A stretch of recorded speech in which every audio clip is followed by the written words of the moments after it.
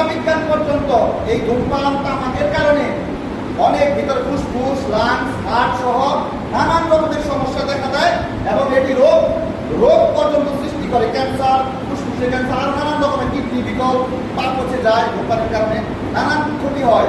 তখন তারা আবার আল্লাহ তাআলা বলেছেন ওয়ালা তাকতুলু আনফুসাকুম, অর্থাৎ তোমরা নিজেদেরকে হত্যা করো না বা ধ্বংস বা ক্ষতিগ্রস্ত করো না। তাকতুলু ওয়ালা তাকতুলু আনফুসাকুম, এই আয়াতের উপর এবং পূর্ববর্তী গবেষণার উপর ভিত্তি করে এই বর্তমানের আলিমরা, অধিকাংশ আলিমই এই ধূমপানকে হারাম বলে ঘোষণা করেছেন।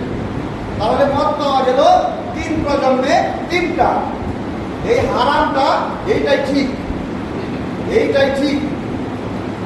এই ব্যাপারে সর্বশেষ এবং আসল মতামত এটি, ধূমপান হারাম।